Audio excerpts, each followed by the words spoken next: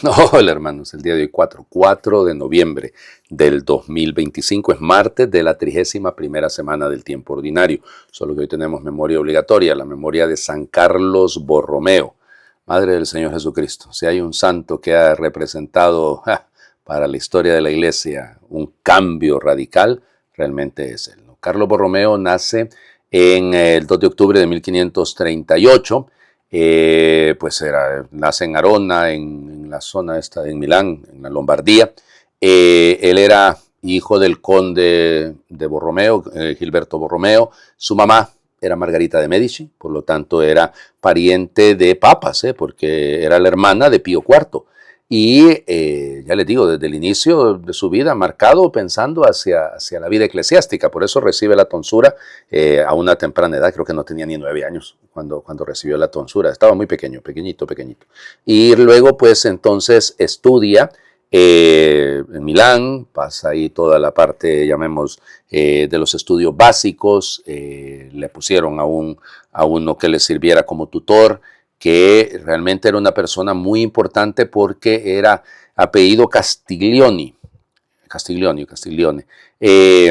que era uno de los que estaba más a tono con el tema de la reforma. Pues imagínense, si él nace el 2 de octubre de 1538, estamos a pocos años, no tenía él 7 años, cuando inició el Concilio de Trento. Y luego estudia Derecho ahí en la Universidad de Pavía, se gradúa, utroque iure, ¿no? ambos derechos, derecho canónico y derecho civil.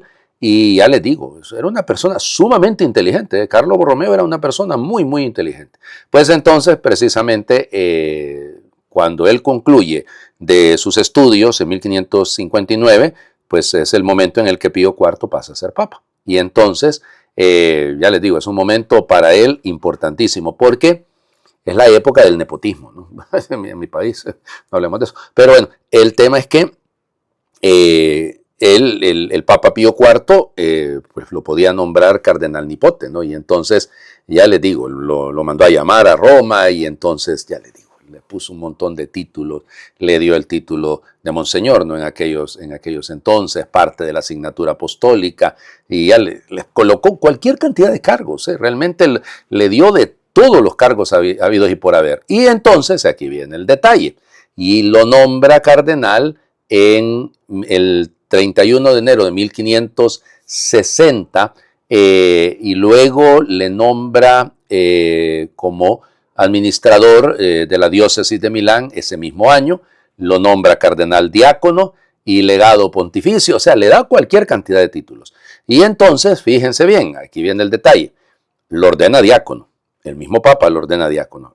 Tenía 22 años, Carlo Borromeo, cuando lo nombraron diácono. Entonces imagínense ustedes todos los cargos que le dieron, siendo era un muchacho para nuestra época, ¿no? Pero en aquel entonces, y además tenía mucha madurez.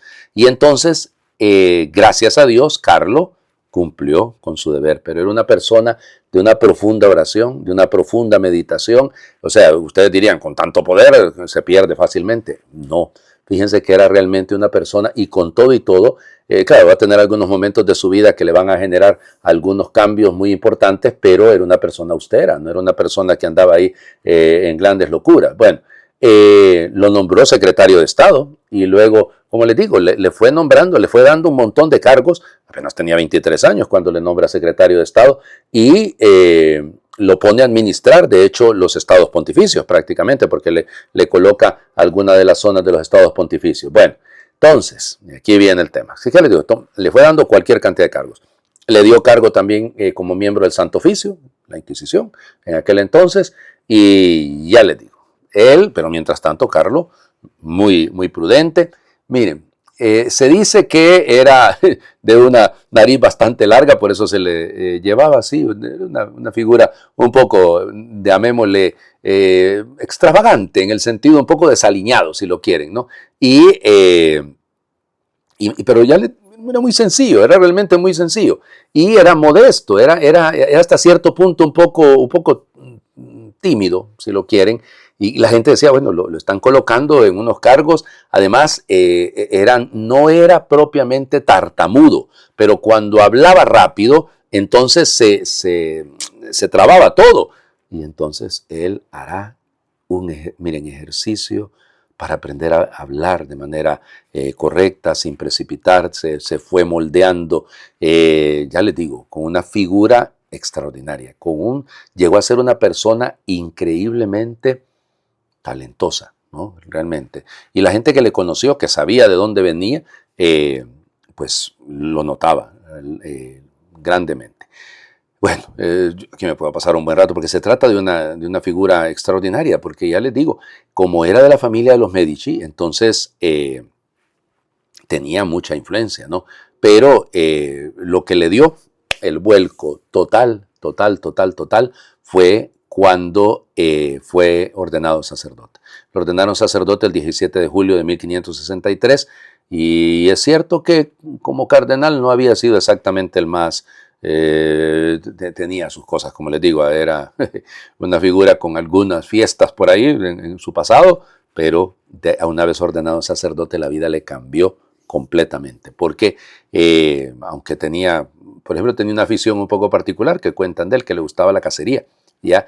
Y nada, de ahí en adelante, nada de eso. Él que le gustaba mucho, un poquito la juerga, la música, no era que era una persona disoluta, cuidado que en ningún caso, nada de eso, pero sí, y ahí, por ahí, y parece que era buen músico, por eso que tocaba algunos instrumentos, pero nada de eso. Lo dejó todo completamente y se dedicó a hacer lo que él debía hacer. Y entonces resulta ser que lo que realmente le cambió la vida fue la muerte de su hermano, de Federico. Federico muere de una manera bastante cruel, ¿ya?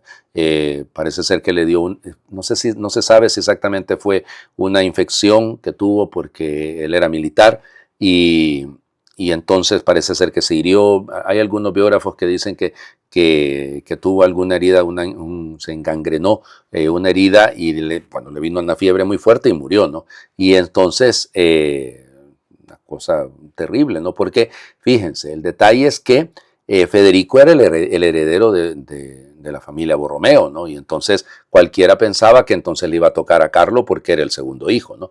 Y no, pero él, ya les digo, completamente dedicado a su ministerio como tal, como les digo, cuando fue ordenado sacerdote. De hecho, la muerte del hermano es anterior. Yo les estoy hablando, me adelanté, el hermano muere un año antes, muere en 1562 y él es ordenado sacerdote en 1563. En 1563 termina el Concilio de Trento. Así que, por lo tanto, va a ser él uno de los mejores promotores del Concilio de Trento. Ya les digo, hizo los ejercicios espirituales de San Ignacio y desde ese momento su vida completamente cambió. Era muy amigo de la Compañía de Jesús, de los jesuitas. Y ya les digo, Pío IV, además su tío, va a ser el que va a concluir el concilio, ¿no? Porque él es el que convoca la tercera sesión del concilio y parece ser, dicen que gracias al trabajo de Carlo Borromeo es que se llegó a la conclusión del concilio, porque fue el cardenal Nipote el que mantuvo de alguna manera, cuando había ahí un zipizape entre lo que estaba pasando en Trento y lo que pasaba en Roma, pues él fue el que logró. Y de hecho, fíjense que en las actas del concilio aparece muchas veces la firma de él, porque él estaba detrás de todo esto. Bueno, y entonces va como arzobispo luego, por el tiempo, ¿no? Como arzobispo a Milán en 1564 y él fue el que puso en práctica todas las reformas tridentinas, tanto lo de los seminarios, lo de la vida del clero, la reforma de la tarea de los obispos, la predicación y el tema de lo que más adelante va a ser el catecismo. Todas esas reformas él las puso en práctica, realmente, y esto fue acompañado, gracias a Dios, de unos muy buenos colaboradores. Luego también él estuvo en el cónclave de la elección de San Pío V. ¿Ya? De hecho, fíjense que se dice que él era el candidato a ser el Papa, pero no, él regresa a su diócesis y a encargarse de llevar adelante Milán. Milán es la segunda diócesis del mundo, así se le llamaba normalmente, ¿no? Y por eso la figura de siguiendo a San Ambrosio, ya, y luego a San Carlo Borromeo. De hecho, fíjense, famoso también porque estando ahí en Milán, se dio lo que se llama la peste de San Carlos, así se le llamó, porque pues fue una figura extraordinaria en un momento en el que en el que se dio la peste. Miren, en Europa pasaron muchos momentos de pandemia en el siglo XVI, pero él se dedicó a servir a los pobres, a servir, nada cuales ornamentos de cardenal ni nada de esas cosas, él dedicado a servir a los pobres. Y pues ya les digo, gracias a sus oraciones, a sus rogativas, parece ser que lo que dicen era tan ascético el hombre que apenas se alcanzaba a dormir un par de horas, porque él andaba visitando a los sacerdotes, animándolos y nada. Bueno, resulta ser que precisamente por eso, por tanto trabajo, murió de agotamiento. Sí, así dicen los expertos. Él muere un 2 de noviembre de 1584 y murió de agotamiento. Murió de cansancio, de haber puesto todo el empeño en la reforma de la iglesia. Para que vean ustedes, realmente estaba relativamente joven, ¿no? Tenía 46 años cuando muere. Fue beatificado en 1602 por el Papa Clemente VIII y fue canonizado por Pablo V en 1610. Obispos como Carlos Borromeo es lo que necesitamos. Vamos a las lecturas del día de hoy. Miren, terminamos de leer ya la parte más teológica, llamémosle así, de la carta a los romanos y ahora comenzamos la parte más pastoral. Entonces, Romanos capítulo 12, versículos del 5 al 16. Hermanos, todos nosotros, aun siendo muchos, formamos un solo cuerpo unidos a Cristo y todos y cada uno somos miembros los unos de los otros. Pero tenemos dones diferentes según la gracia concedida a cada uno. El que tenga el don de profecía, que lo ejerza de acuerdo con la fe. El que tenga el don de servicio, que se dedique a servir. El que enseña, que se consagre a enseñar. El que exhorta, que se entregue a exhortar. El que da, hágalo con sencillez. El que presida con solicitud. El que atiende a los necesitados, hágalo con alegría. Que el amor de ustedes sea sincero. Aborrezcan el mal y practiquen el bien. Ámense cordialmente los unos a los otros como buenos hermanos. Que cada uno estime a los otros más que a sí mismo. En el cumplimiento de su deber, no sean negligentes y mantengan un espíritu fervoroso al servicio del Señor. Que la esperanza los mantenga alegres. Sean constantes en la tribulación y perseverantes en la oración. Ayuden a los hermanos en sus necesidades y esmérense en la hospitalidad. Bendigan a los que los persiguen, bendígalos, no los maldigan. Alégrense con los que se alegran, lloren con los que lloran, que reine la concordia entre ustedes. No sean pues altivos, más bien, pónganse al nivel de los humildes. Palabra de Dios, te alabamos, Señor. ¿Cómo hacemos? Oigan, estos consejos de vida comunitaria, porque que tiene que ver la comunidad, ¿no? Todo está al servicio, ¿no? Todos nosotros, aun siendo muchos, formamos un solo cuerpo unidos a Cristo. Suena más o menos a la primera carta a los Corintios, ¿no? El cuerpo con muchos miembros y todos. Porque cada uno y todos somos miembros los unos de los otros. Pero todos tenemos dones diferentes. Capítulo 12 de la carta a los Corintios. Y esto es el capítulo 12 de la carta a los Romanos. Entonces ya el que tiene el don de profecía, que lo haga. El que tiene el don de servicio, que sirva. El que da, que lo haga con sencillez. El que preside, que lo haga con solicitud. El que atiende a los necesitados, que lo haga con alegría. Óiganme, por donde usted lo quiera ver, aquí tenemos todo un proyecto de vida. Que el amor de ustedes sea sincero. Esa es la clave de todo. Coherencia, por Dios, que eso es lo que más nos falta a veces. Es esa actitud, okay, hagamos las cosas porque lo sentimos, oigan. Hagamos las cosas porque nos nace. Hagamos las cosas porque es nuestra vocación. O sea, yo soy sacerdote, pues hombre, que con alegría ejerza mi ministerio. Ay, me toca ir a confesar gente. Aplausos.